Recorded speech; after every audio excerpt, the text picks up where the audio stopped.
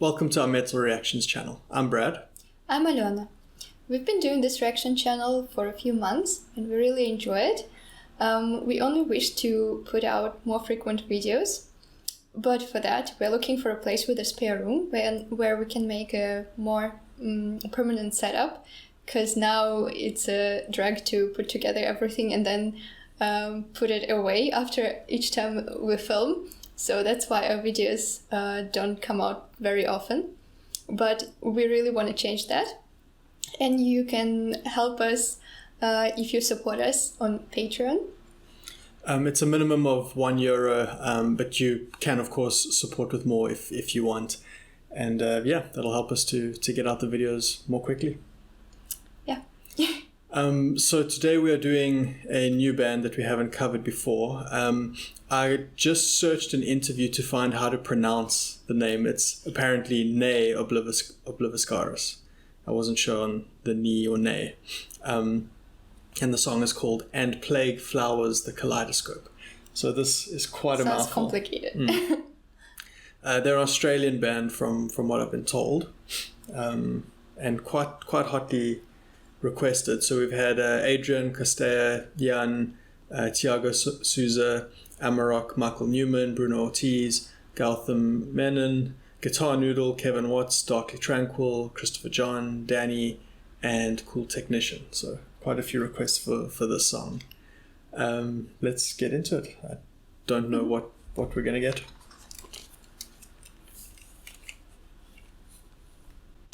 So as I said before, we are Ne Obliviscaris. We come all the way from Melbourne, Australia. We have been wanting to come here to the US for so long, and it's just absolutely amazing to have so many of you here early to see us. So thank you guys so much. We really, really appreciate it. We have one more song for you guys tonight, but before we get into that, over in that back corner over there is our merch desk, and about 5 minutes after this show, we're going to be hanging out over there. So please come have a drink with us, say hello, and we will do our best to come back and see you guys again as soon as we can.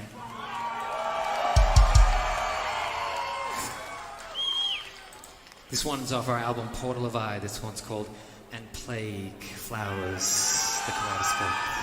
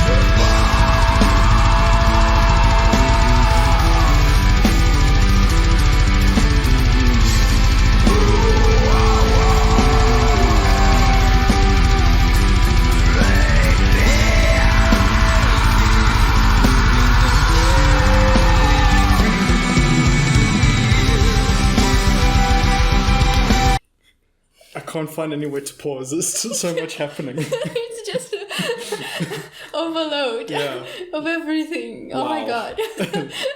That's I incredible. didn't expect it. Okay. Tell me what you're hearing. Well, I mean, that violin is amazing.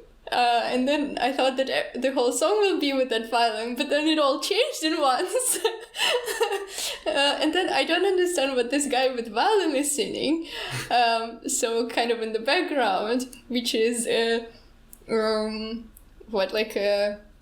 don't know, like the background thing for the other voice, like another layer, and then another layer is the music, which is like there is the regular music, and then another layer is the violin again.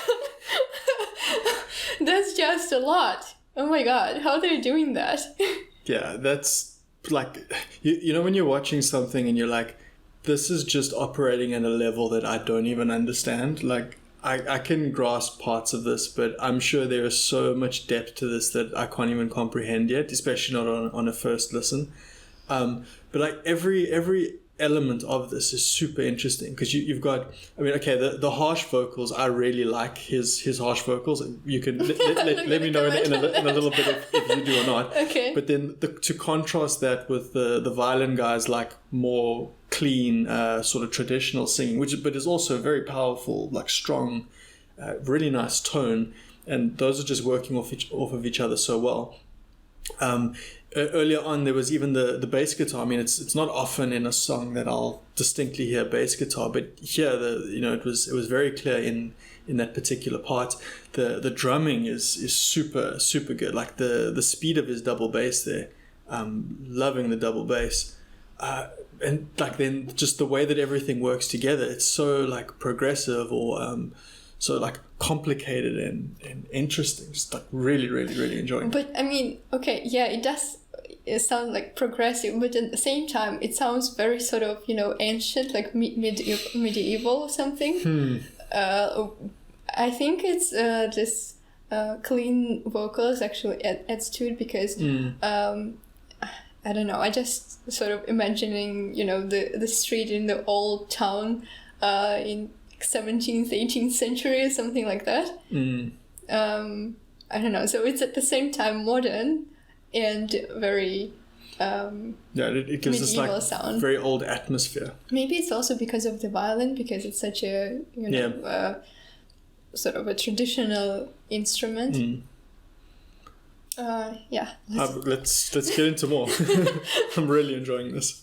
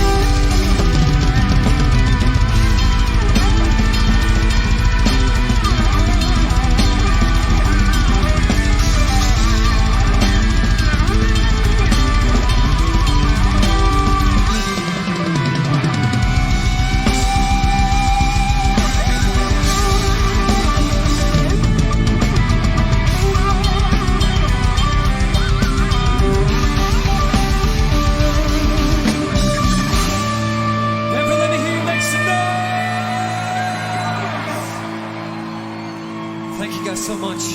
We're Ne Obliviscaris. We'll see you guys next time.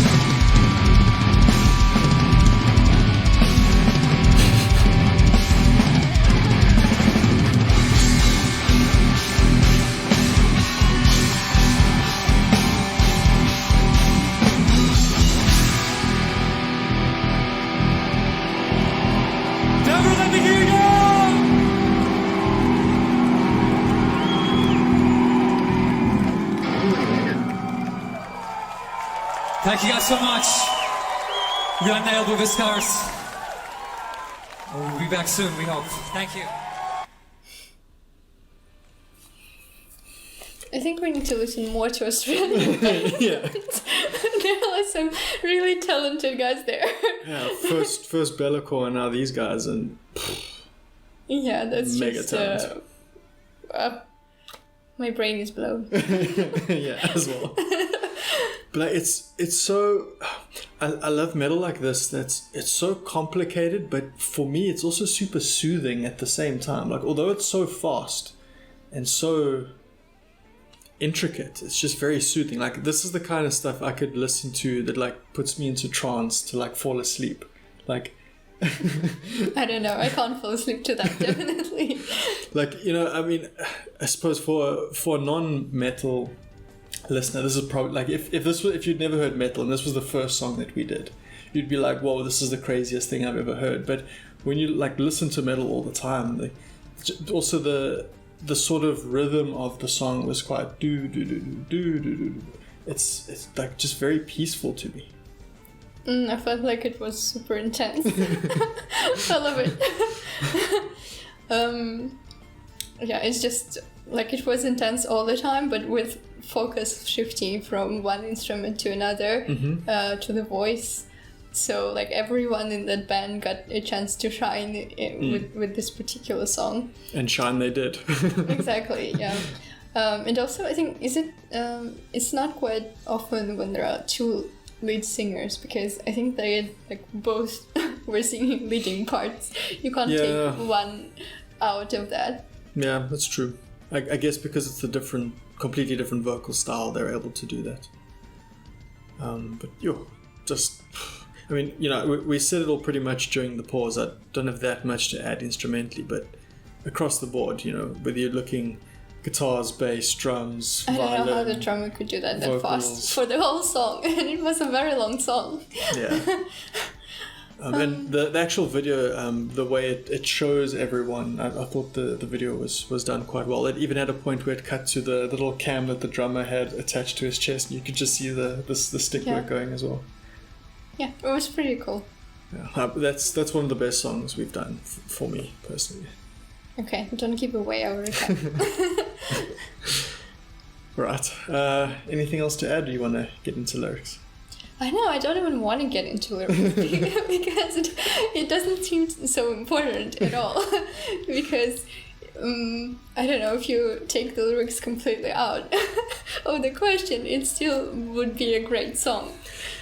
Yeah, and I guess you're getting into the realm of how I listen to metal anyway. You know, as you know, I would have listened to metal songs for a decade and not know any of the words, or not paid attention to any of the words, because for me, like, vocals are just more an additional instrument. So, you know, like the guy with the harsh vocals, he could literally be saying anything. I don't know a single word that he said, even having listened to metal for years and years and years, without looking at the lyrics here, I don't know what he's saying. But that's beside the point, because it's like the way that the vocals sound and fit in with the rest of the instruments, that the voice is just another instrument to me. So yeah, I mean, that could just be a purely instrumental song, and he could be saying nothing of any substance at all, and it would still be an amazing song to me. Just because like the way that he does his growl is really cool. I really like the tone that he gets out of it. Okay. You'll have to take my word for it. Yeah. Well, I mean, I enjoyed the violin. It was just amazing. I think, well, I mean, after Apocalyptica, where they play the cellos, but this is like completely different. So it's like the violin creates its own melody, and it has like its own character, like adding another song to the song. So I was pretty impressed. Yeah. Well, the lyrics are quite complicated, in quite complicated English. Yeah. at least for me. Yeah, as a native English speaker, I mean, so we're reading the lyrics on the side here. Yeah, this feels like some old literature style way of speaking or writing. I guess it adds to that feeling that this music is like, you know, this medieval style of music. So, well, I mean, the lyrics, they do seem like they were written in the 18th century or something. Yeah. And these are quite like striking images. I would say that this whole song is like a set of pictures or engravings, because it mentions Goya here. So, and I guess because of that, I would say that this whole song like reminds me of the set of engravings. It does use quite a lot of color, so it mentions like red crosses, golden locks, grey tombs, and most of the song is on the contrast. Even like the expression "plague flowers," it presents the contrast, like, because plague is something definitely very, very negative and related to death. Well, flowers is like growing and celebrating life. So the whole song, I think, it's built on this contrast between like the plague and the, you know, celebration images. Well, I think maybe just because of the plague word in the header of the song, it reminds me of the like this Russian piece which is called the Feast among the plague, something like that. Trying to translate it from Russian. Yes, which is hard. But basically, in that piece, it was like also the medieval setting when, you know, the European plague was happening, and the Black Plague. Yeah, I think so. If I'm not missing up. Which plague? If I'm not missing anything. And among like all those people dying, there is a group of people who are just having a feast, basically the last one, and dying there. Oh wow! But they don't care. They just go to like this extreme of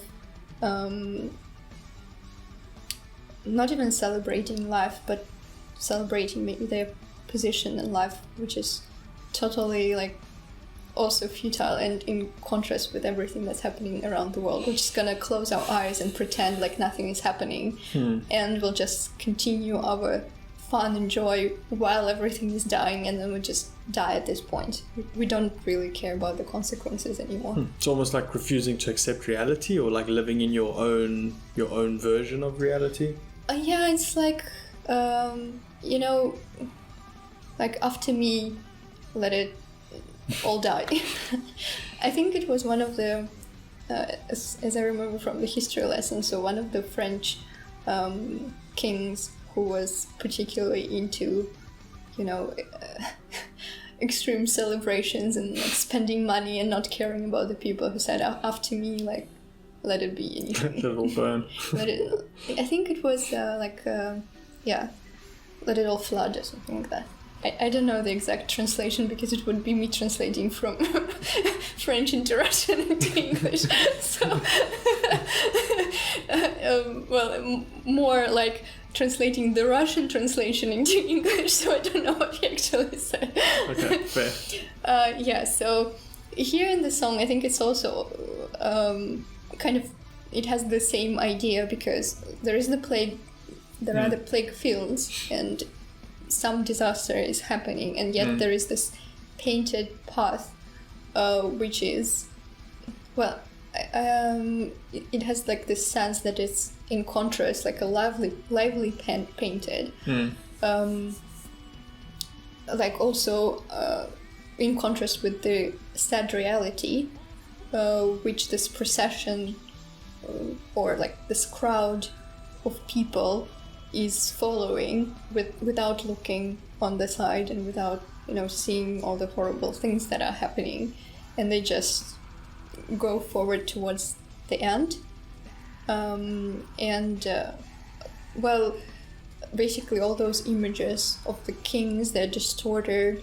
That's also a sign of like corruption and the end of civilization, I think. Like it says, crowned children screaming from funeral shrouds, which is like from funeral shrouds, probably these are dead children, but they're screaming. This is also this contrast continues. I think there is a bit negativity against religion, because it says, even like in the second line, it says, blessed they are by God's tokens, and it refers to kings of emptiness, basically. I think like God's tokens, probably here it means, those little signs that maybe like a crucifixion, or the sign that those people belong to some religion. It doesn't necessarily have to be like Christianity and crucifixion, but basically they're marked with those tokens as they're people of God's, but at the same time we see that they're empty and their mouths are only filled with questions, not answers. And so kings of emptiness, like kings of like something that doesn't exist, kings of nothing. Yeah. Okay, I see your point. And then it repeats again, kings of emptiness, and then it says their mouths filled with ashes and death tongue. So they're speaking a dead word, probably.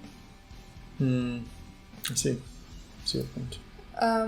And if we go back, like kings of this carousel disfigured upon white horses. So again, like on the white horse, we see usually, saviors or some kind of honorable people. Hero or something. Yeah, but here, because it's the end of this culture, it's all sort of, it's all crumbled and disfigured.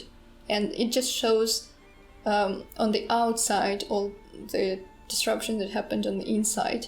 It says like the heartstrings are undone, and that's what happened when sort of the culture loses its heart, or like the true emotions, and everything becomes just a lie and corruption. Then it spreads on the outside too, and manifests itself in this being disfigured, stuff like that.